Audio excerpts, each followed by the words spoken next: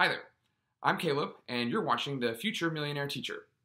In my first video, we talked about how I got myself into $100,000 worth of debt and how I'm on a mission to pay off all of that debt in just 3.5 years. We're going to talk about budgets, who needs to have them, and why you should have them. We're also going to look at my particular budget and go over my real numbers. We're also going to go over a few quick pointers at the end on how you can make your first budget a successful budget. I believe that there's 3 points that will help any single person have a successful budget. First, always have a budget, regardless of how much you make. Second, be disciplined and stick to your budget. And third, change your budget often. Edit it, make corrections, move the numbers around. First, always have a budget. Who needs a budget? Any single person with an income needs a budget. You need a plan to tell your money throughout the course of the month where your money goes. It doesn't matter if you are a student with a part-time job or if you're a professional making 6 figures. I believe that every single person needs to know where their money is going and they need to have complete control over their money in order to be successful. Be disciplined. Anybody can make a budget. Anybody can just write down numbers. But I find that it's really being disciplined, sticking to the budget. That's the most important part of having a budget. Change your budget. Your expenses are going to be different from month to month, whether or not you have a Christmas vacation or somebody's birthday coming up. More importantly, your numbers are going to change as you become better at budgeting. For example, in August of 2016, I spent over $240 at restaurants. And as we're going to see for the future, I only budget about $50 a month for restaurants. You're going to get better at it as it goes on, and your first budget is going to look terrible. It's super important to always be changing and editing your budget. We're going to look at my actual budget now for April of 2019. As you get better at budgeting, you'll be able to look further and further into the future and anticipate costs and expenses. I personally use the Every Dollar app and website that Dave Ramsey makes. As I said in my first video, I stumbled upon Dave Ramsey's book and it changed my life. I highly recommend this. It takes about 10-15 minutes to set up your budget and you will have complete control over your budget. It's totally life-changing. First, we're going to look at income. I track every single dollar that comes into my budget. You'll see both of my paychecks and all 3 of my roommates' rent. I also track any income that I get through a side hustle, whether I sell something on eBay or get a couple bucks from my friends through Venmo. Throughout the course of the month, my income changes and I can assign that money to different places as the month goes on. I track every single dollar that comes in. Next, we're going to go down to giving. I find that it's super important, even if you're just giving a little, to give some money. I try to give $20 to $50 a month to a cause that I believe strongly in, and this month I'll be able to give $40, or at least that's what I'm budgeting for. Next, we're going to look at the emergency fund. The first baby step of the Dave Ramsey 7 baby steps is to take $1,000 and save it for emergencies. And I can tell you in the past 2.5 years, I have used this emergency fund 10, 11, 12 times. Well, the $1,000 in my emergency fund isn't really the only money that I have for emergencies. You'll see at the end of the budget, I have around $2,500 to $3,000 budgeted for my debt. I don't pay that up till the end of the month, so that money sits in my bank account. And if I need it in case of emergency, I can take that and add it on top of my $1,000. Usually that amounts to over $3,000.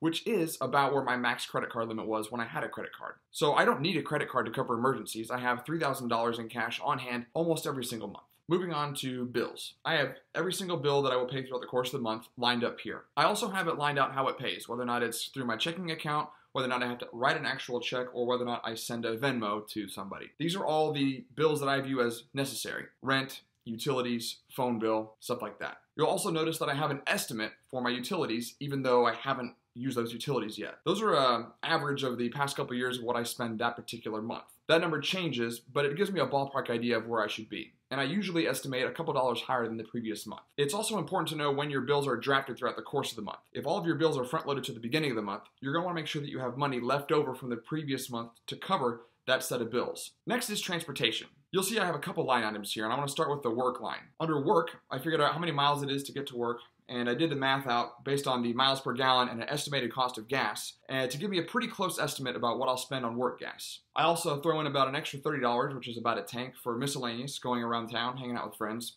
I also have a separate toll tag item on my budget too, because there's a ton of tolls here in Texas. And even though I don't use it every month, I have that money set aside in case I do need it. At the end of the month, if I haven't taken any toll roads and my toll tag budget is still there, I just throw that $40 to debt. The food budget. This is the area where most beginners are terrible at their budget. Like I said before, I was spending $200 to $300 a month when I first started making budgets on restaurants alone, and my grocery bill was insane. We'll do a video later on talking about how I'm able to grocery shop and keep my restaurant budget low. But for now, just know that this is going to be a terrible part of your budget.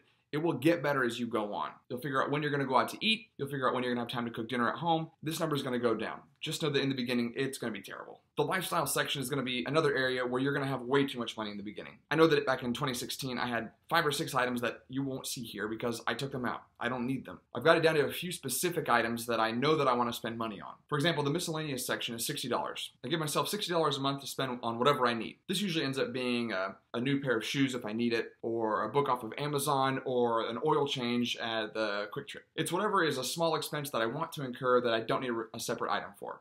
It's okay to have a couple items that you know that you want to spend money on. Once a week I take Spanish lessons online, and it's one of the few things that I know that I want to spend extra money on. You're probably going to have 1 or 2 items throughout the course of the month that you're going to want to spend extra money on too. And making a budget is a good way to figure out and prioritize what's super, super important to you. For me, taking weekly Spanish lessons is the favorite hour of my week. And so I make sure that I have budget for it every single month. Next, we go down to insurance. Everybody's got to have insurance. I happen to have my car insurance and renter's insurance. And you want to make sure that you have the highest deductible possible with the lowest premium. I personally use Geico. I shopped around and that's the best price I could get. But you're all going to need insurance. It's important to budget for every month. Now, I know, because I've been doing this for over 2 years, that I'm not going to have $3,000 at the end of the month to spend towards my debt. But it's nice to know that I have a stockpile of up to $3,000 in case something does happen. And then, at the end of the month, on the very last day of the month before I get paid, I take all of the money down to $1,000 to keep my emergency fund, and I put it down towards debt. What it averages out to is about $2,200 to $2,500 a month. I try to find extra dollars here and there. Where can I squeeze, where can I borrow and steal from to get more money to my debt side? I check my bank account 2, 3, 4 times a week. I make sure that every single expense that I have actually spent in real life shows up on my budget. And I make sure that I have all my money possible going towards debt. And that's usually how I can average $2,200 to $2,500 a month of all of my income towards debt every single month. As we wrap up, remember the simple points. Always have a budget, be disciplined, and change your budget often. Those 3 things are going to get you set off on the right path to make sure that your budget helps you get control of your money. It's also important to enter every single expense into your budget. If you don't enter your expense right when you make that purchase, odds are you might forget about it. Or if you're not diligent about checking your bank account every single week, you could fall behind and forget that you spent $25 at a restaurant, and then the next thing you know, you've lost track and you're off the wagon. Your first budget's going to be awful. Your second budget's going to be a little better, but not by much. Maybe by the 3rd budget, you'll finally feel like you got the hang of it. And by the time you get to the 4th and 5th budgets, you will finally have the swing of things. But stick with it, because it's going to be ugly at the beginning. You're going to want to spend more money at restaurants than you should. You're going to want to buy clothes. You're going to want to eat out. You're going to want to do all the things that your old habits taught you to. But discipline and keeping to the budget will eventually get you through. Thanks for watching my super intense look at my budget. If you have any questions or tips or tricks that you have in your own budget, comment below. Is there anywhere that you think I could save money? Or how do you save money in your budget?